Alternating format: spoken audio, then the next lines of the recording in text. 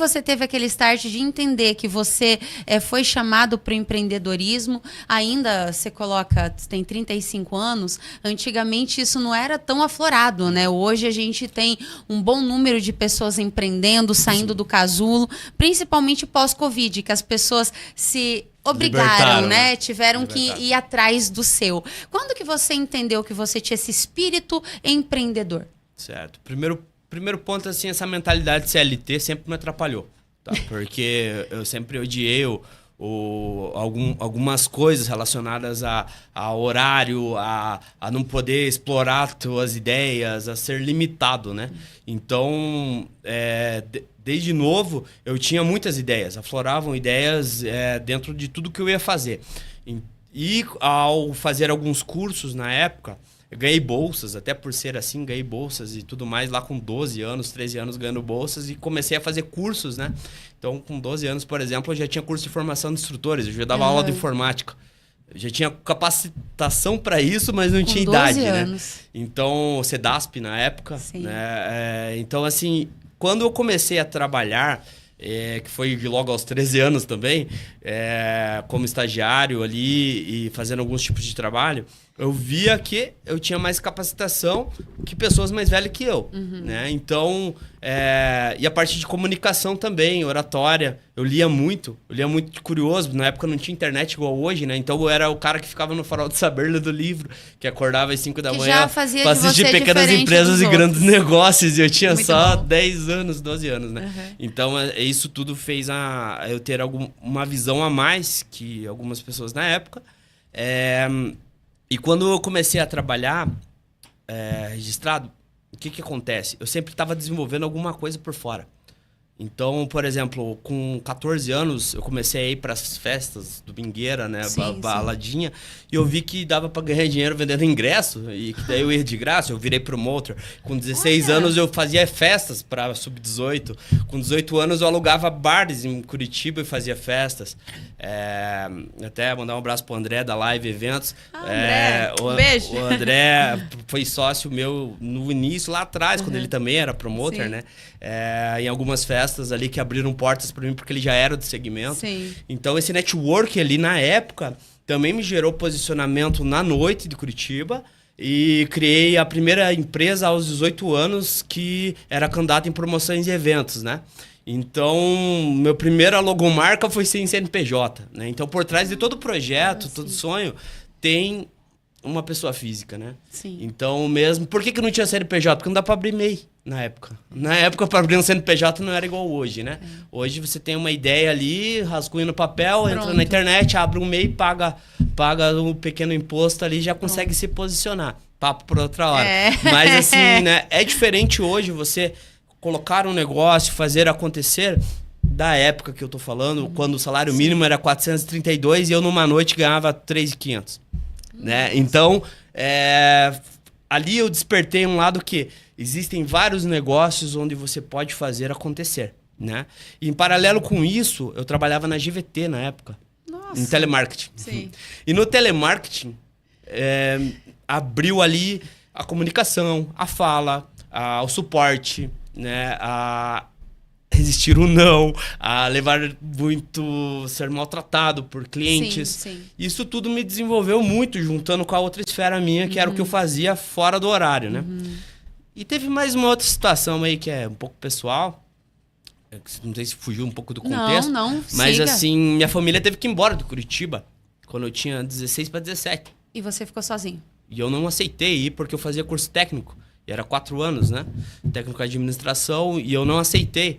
E eu fui para morar com a minha tia. Eu fiquei 3 dias na casa da minha tia-avó ainda.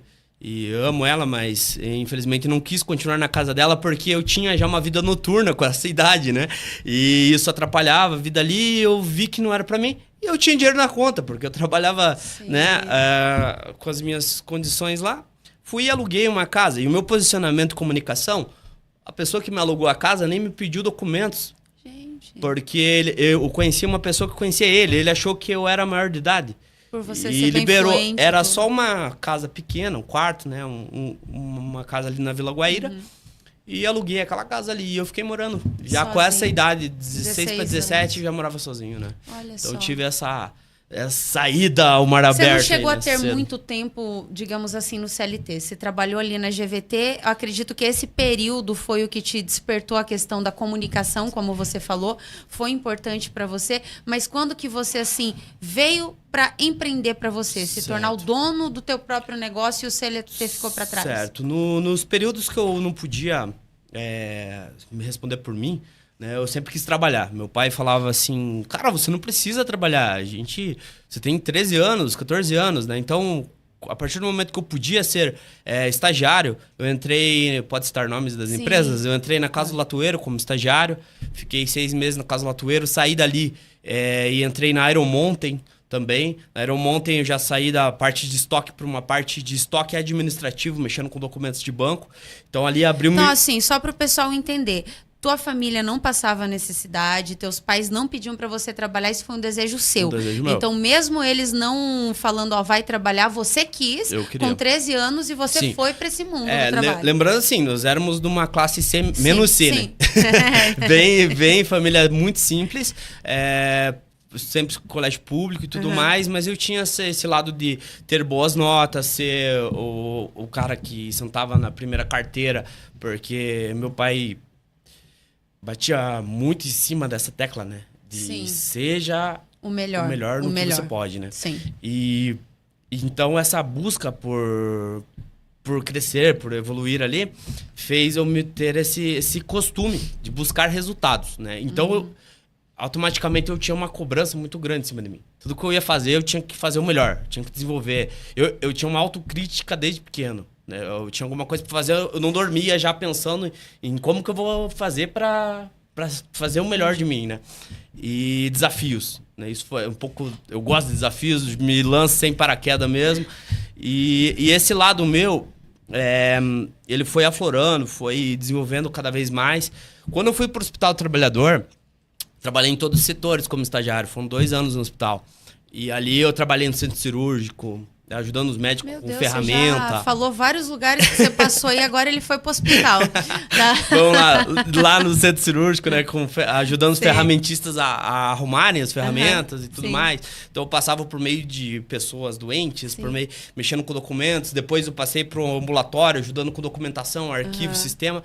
E depois eu fiquei ainda quase 1 ano no atendimento noturno daí, porque daí eu podia, quando eu fiquei um pouquinho mais velho, eu podia ficar das 4 às 10 da noite. Então, eu estudava de manhã, mudei para de manhã, no Lamenha Lins. E aí, na época do Garoto Lamenha ainda, aquelas épocas boas. E aí, eu fazia ali o horário, né, da tarde e noite. Ficava até às 10 da noite no hospital, no atendimento, né? Tanto no atendimento de recepção, como no atendimento de check-out. Sim. E o que acontece? Estagiário é lançado na brasa. Então eu trabalhava 6 horas por ser curso técnico, ganhava R$ 2,50 por hora, só e vale transporte, e tinha que atuar como um profissional que fez concurso público para estar ali dentro. Entende? Então, eu estava na mesma posição, fazia as mesmas coisas e pressão igual, porque o paciente que está ali, impaciente, o paciente impaciente, né, queria ir embora, e tratava a gente igual, né? Presenciei muita coisa boa e ruim. Hoje o hospital é referência, né? Mudou muito, mas na época, assim, tinha bastante coisas ali que a gente mesmo, como funcionário... Tinha todo um setor de psicologia para acompanhar a gente, ver se a gente estava bem da cabeça para trabalhar. Então era bem legal. Fiz alguns cursos lá também, com a parte da psico. Isso daí me ajudou bastante, certificados complementares ali.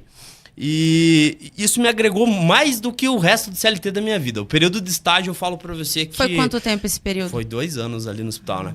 E eu digo para você que ser estagiário me amadureceu muito mais profissionalmente do que dentro das empresas.